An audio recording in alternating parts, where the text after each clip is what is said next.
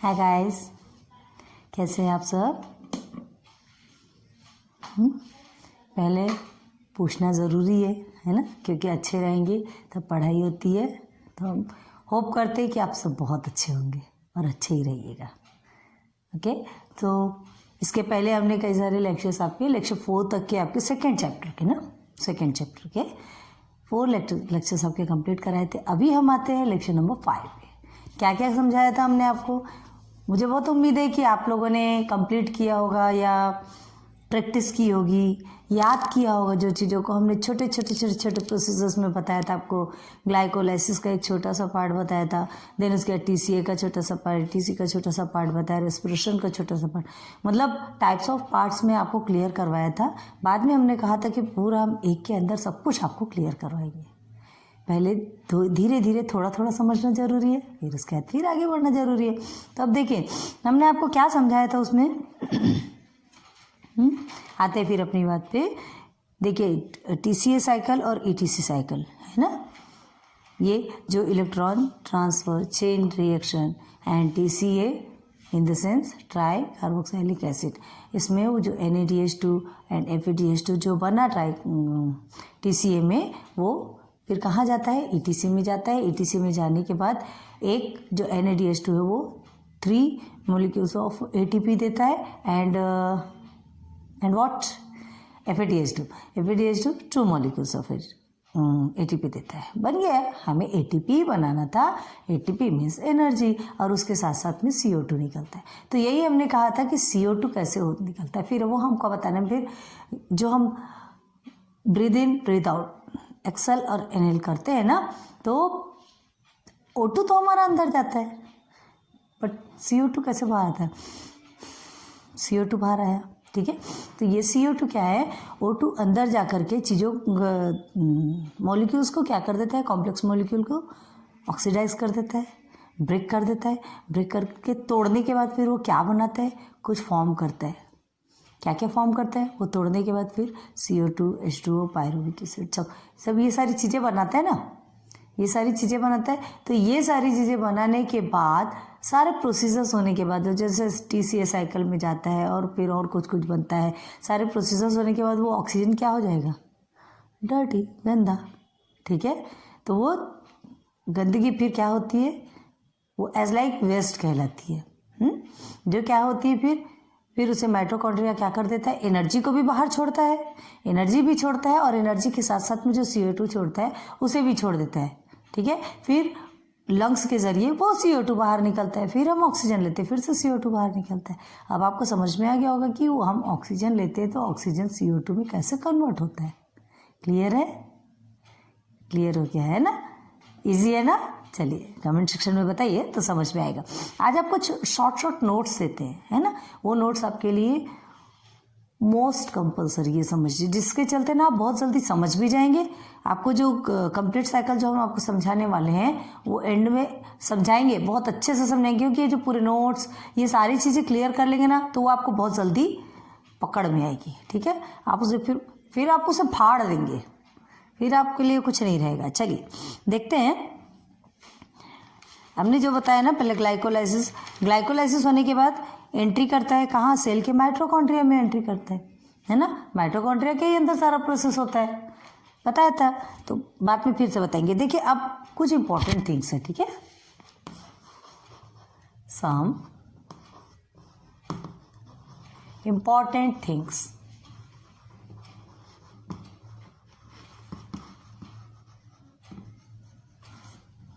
Writing कैसी बन रही उस पर मत जाइए, हम बोल रहे हैं, आपको समझ में आ रहा होगा, है ना। मेन मोटो हमारा क्या है? अपना काम करना, ठीक है। चलिए तो कुछ इंपॉर्टेंट देखिए। अगर हम एक कार्बोहाइड्रेट, देखिए पहले लिख देते हैं, आपको जल्दी समझ में आएगा, ठीक है। Carbohydrate, then second is protein, and last is lipid, fat, जो भी बोलो, है ना, लिपिड, सेम थिंग है। तीनों का अगर 1-1 ग्राम लेते हैं, ठीक है, सेम क्वांटिटी बता रहे, तीनों की सेम क्वांटिटी लेने पे हमें कितने किलो कैलोरी प्राप्त होती है बोलते हैं, अभी देखिए ना समझ में आएगा।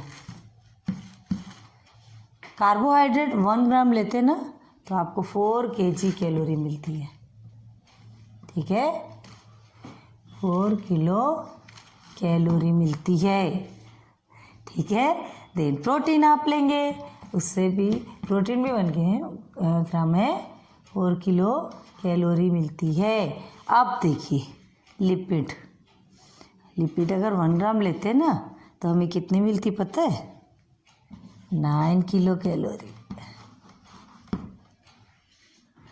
बोलते हैं ना। इसलिए ऑयली चीज़ें, स्पाइसी चीज़ें कम खानी चाहिए।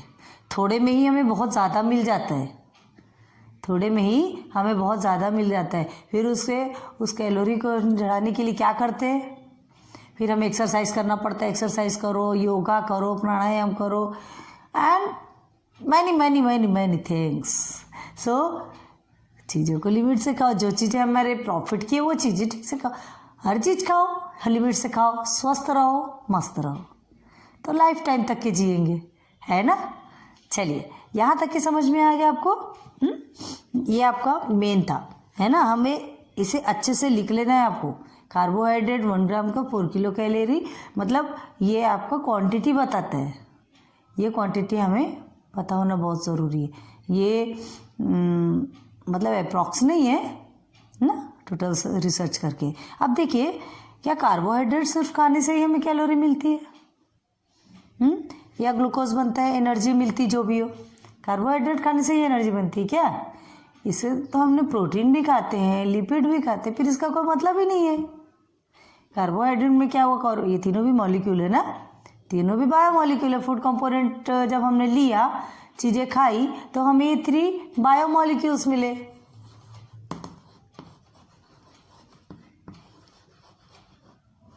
CULES, बायोमॉलिक्यूल्स, ठीक है, बायोमॉलिक्यूल्स हो गया। तो ये बायोमॉलिक्यूल हमको 3 मिले, ठीक है। लेकिन अभी तक ने हम सिर्फ और सिर्फ कार्बोहाइड्रेट का देखा। क्या है, कार्बोहाइड्रेट हमने खाया, फिर उसमें से क्या क्या, उसके अंदर क्या क्या, वो ग्लूकोज, फ्रक्टोज जो भी, तो हमने ग्लूकोज से देखा कि ग्लूकोज कॉम्प्लेक्स मॉलिक्यूल था, ब्रेक हुआ, ऑक्सीजन आया, उसे ऑक्सीडाइज कर दिया, उसे ब्रेक कर दिया। ब्रेक करने के बाद फिर वो क्या हो गया, कुछ चीज़ें फॉर्म हुई, कुछ चीज़ें मिली, जिनमें से एक चीज़ क्या मिली, पायरुविक एसिड मिल के वो कन्वर्ट हो गया, किस में कन्वर्ट हो गया, एसिटाइल कोएंजाइम ए में कन्वर्ट हो गया। वो फिर चला गया, कहाँ चला गया, डायरेक्ट माइटोकॉन्ड्रिया। सब सेल के अंदर प्रोसेस हो रहा है, साइटोप्लाज्म के अंदर हो रहा है, उसके बाद फिर वो माइटोकॉन्ड्रिया के अंदर एंटर कर गया, ठीक है। अब माइटोकॉन्ड्रिया में एंटर करने के बाद वो वहाँ पहले से ही प्रोसेस चलते रहते हैं टीसीए और एटीसी की, तो वो एसिटाइल कोएंजाइम टीसीए में गया, टीसीए में केमिकल के साथ में रिएक्शन करके NADH2 FADH2 उसने फॉर्म किया, CO2 फॉर्म किया। NADH2 और FADH2 ETC में गया, ETC में जाने के बाद फिर वहाँ पे दोनों के मॉलिक्यूल्स मिले, ATP मिले। कितने मॉलिक्यूल्स ऑफ ATP हमने आपको बताया, ठीक है। तो क्या सिर्फ और सिर्फ कार्बोहाइड्रेट से ये प्रोसेस होता, बाकी चीज़ें क्या कोई काम की नहीं? फिर खाने का क्या मतलब है ना, फिर खाने का क्या मतलब? तो ठीक है, अभी बताते हैं आपको। सॉरी, बीच में लाइट्स की प्रॉब्लम हो जाती है ना, इसलिए ब्रेक लगाना पड़ता है। चलिए, यहाँ तक कि समझ में आ गया ना आपको, समझ में आ गया। अब हमने क्या कहा, सिर्फ कार्बोहाइड्रेट्स, ये आपने नोट डाउन कर लिया, प्लीज़ इससे नोट डाउन कीजिए, बहुत काम की चीज़ें हैं। अब देखिए, पहले तो हमने जो आपको बताया था उसके बारे में क्लियर कर देते हैं। क्या बताया था हमने, ग्लूकोज है ना, कार्बोहाइड्रेट से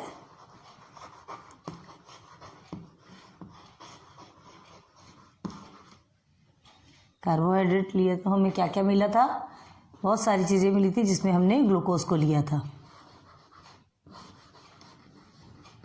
ठीक है।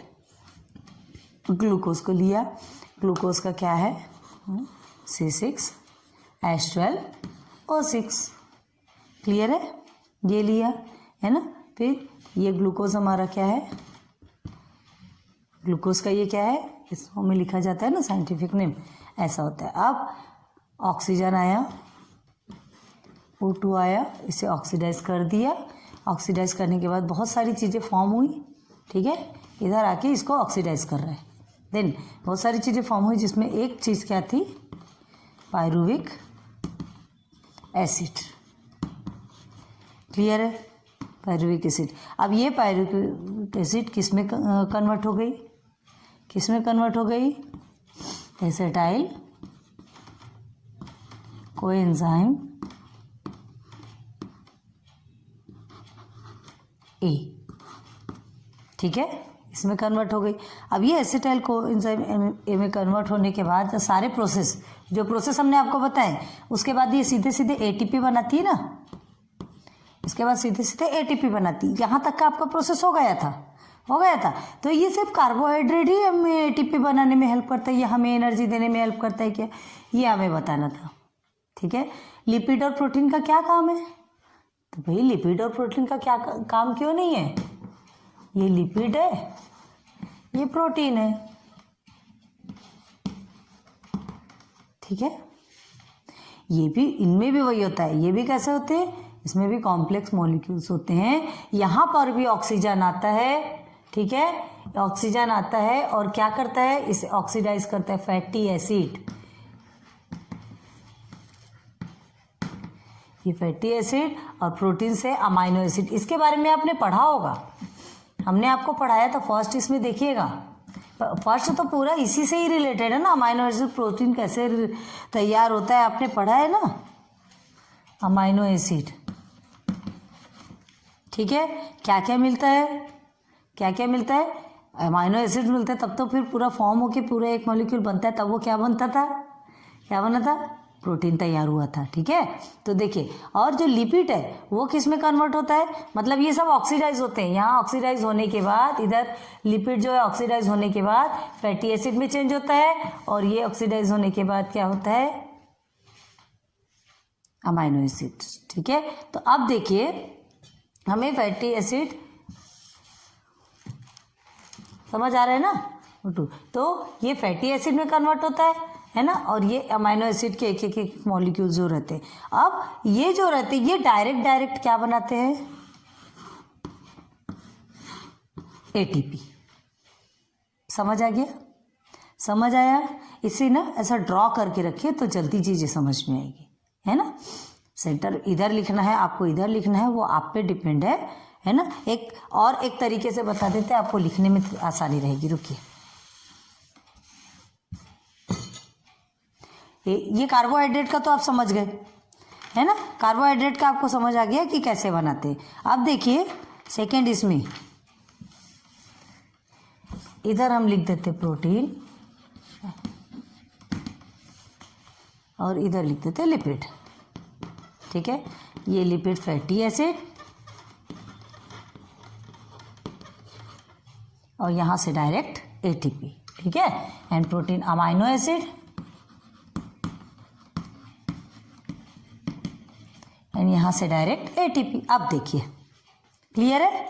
कार्बोहाइड्रेट्स के बहुत ज़्यादा लॉन्ग प्रोसेस ऑफ कार्बोहाइड्रेट्स के, इसमें ग्लूकोज वगैरह बहुत ज़्यादा प्रोसेस होता है। यहाँ लिपिड डायरेक्ट एटीपी बनाते हैं।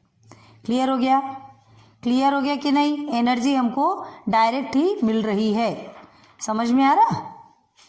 समझ आ रहा होगा, बहुत उतना हार्ड नहीं है, अब नहीं लग रहा होगा हार्ड। ठीक है, अब देखिए, अब इसे रब करते हैं, कुछ एक नोट्स देते हैं, उसे भी लिखिए, फिर उसके बाद हम और आगे समझाइए। चीज़ों को समझना बहुत ज़रूरी, इसलिए हम आपको पहले नोट्स दे रहे हैं, है ना। उसे लिखेंगे ना तो आपके लिए बहुत अच्छा, वो समझ लीजिए आपके क्वेश्चन के आंसर से, या शॉर्ट नोट्स है, समरी जिसे कहते हैं। ठीक है, देखिए सबसे पहले मतलब साइट्रिक एसिड साइकिल जिसे कहते हैं, टीसीए साइकिल, उसके बारे में हम बता रहे हैं आपको, है ना। टीसीए साइकिल के बारे में, जिसे हम क्या क्या कहते हैं? हाँ, ट्राई कार्बोक्सिलिक एसिड कहते हैं इसे।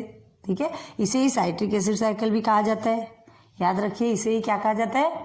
Try carboxylic acid. प्लीज़ आप लिखते जाइए, इतना ज़्यादा लिखेंगे तो फिर चलिए ठीक है, कोई बात नहीं। Try carboxylic acid. ठीक है, कार्बोक्सिलिक एसिड एंड और क्या बोलते हैं इसे?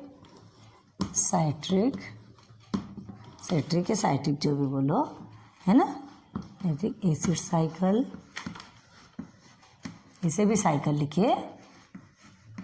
एंड थर्ड और क्या बोलते हैं इसे? थर्ड बोलते हैं Krebs cycle. It is also known as Krebs cycle. बताया था हमने क्रेब्स साइकिल क्यों बोलते हैं। ठीक है, तीनों भी सेम है, बोथ 3 आर सेम। प्लीज ध्यान रखिए ये TCA के बारे में। अब देखिए इसमें क्या होता है। ठीक है, इसे CAC मतलब citric acid cycle, short form इसका CAC भी बोल सकते हैं, CAC। ध्यान रखिएगा इसे, है ना। कुछ भी आपसे पूछा जा सकता है तो आपको ये ध्यान रखना है, पैनिक नहीं होना है, घबराना नहीं कि ये तो मैंने पढ़ा ही नहीं। सब कुछ पढ़ा है आपने, सब कुछ क्लियर है आपके सामने, सिर्फ नेम चेंज हो जाते हैं, थोड़ा सा हम डर जाते हैं। तो डरने वाली बात ही नहीं है ना, सब कुछ आपके सामने क्लियर होके क्लियर है। चलिए अब आगे बढ़ते हैं। इसे देखिए कब हुआ था ये 1937। ठीक है, इसका डिस्कवर कब हुआ था ये बोल रहे हैं सर, हमने बताया था ना आपको, N.A. क्रेब बताया था हमने, किसके नाम से हुआ था।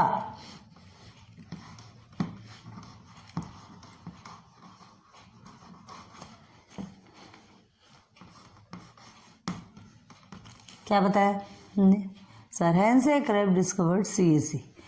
किसने डिस्कवर किया था, सर हेंसे क्रेब। तो इन्हीं के नाम से इन्हें क्रेब साइकिल कहा जाता है। देखिए अभी हमने ये लिखा ना, ठीक है, इन्हीं के नाम से इसे क्रेब साइकिल कहते हैं। अब इसका सीक्वेंस देखिए, जो रिएक्शन होता है ना, इसका sequence, this is your first term, this is your second term and this is your third term. ठीक है, 2 मेन पॉइंट्स बताए, थर्ड मेन पॉइंट्स में आइए इधर, sequence of reaction.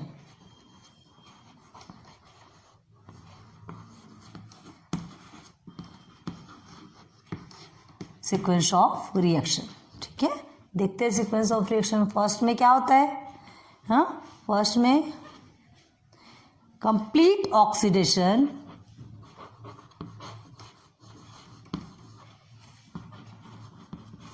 Complete oxidation, ये आपको नोट डाउन करने के लिए बता रहे हैं, प्लीज ना अच्छे से कीजिएगा, ऑफ एसिटाइल कोएंजाइम है।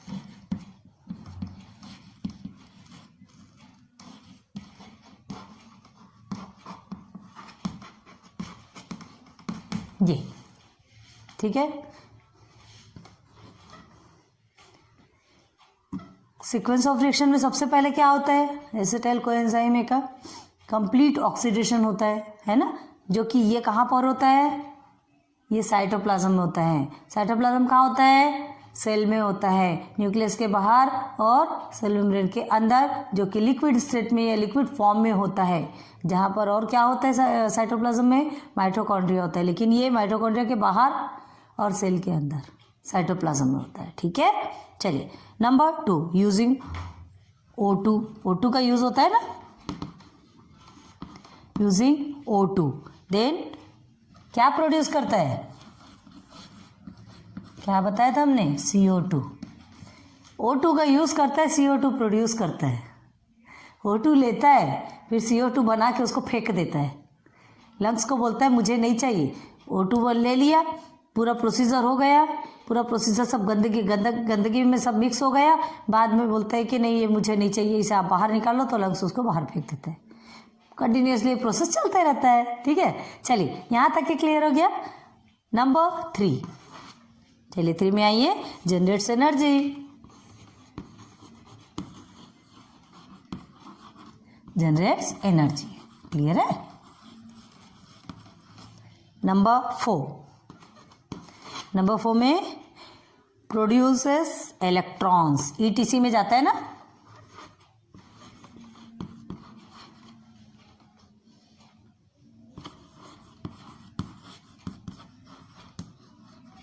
जिसे हम क्या कहते हैं, ETC। सॉरी अच्छे से नहीं बना, कभी कभी कोई चौक बड़े परेशान करते हैं। समझ आ गया, प्रोड्यूसर्स इलेक्ट्रॉन्स ETC, क्लियर है, अच्छे से समझ में आया।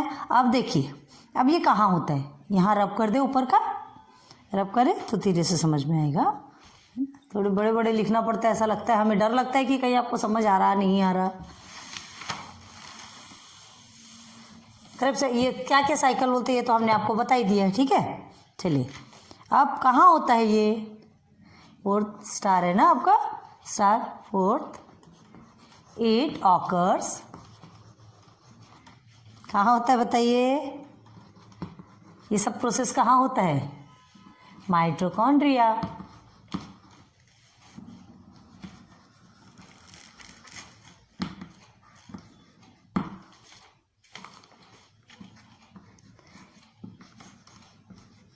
मैट्रिक्स बताया था ना आपको, है ना, माइटोकॉन्ड्रियल मैट्रिक्स। माइटोकॉन्ड्रिया के अंदर में एक शेप बताया था आपको, ये जैसे हमारा माइटोकॉन्ड्रिया है ना, यहाँ पे एक शेप बताया था आपको,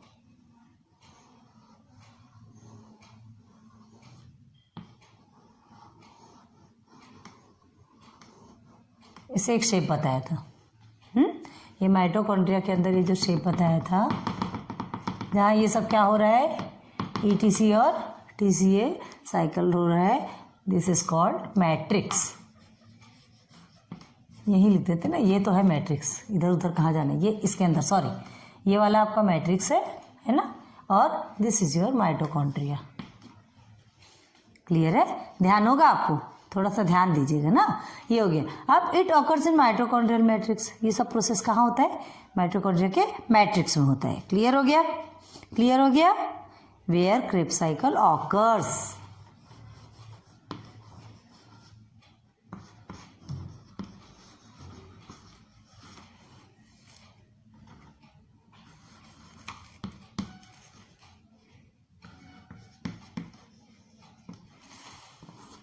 इन ब्रैकेट में लिख देते हैं, आपको और अच्छे से समझ में आएगा।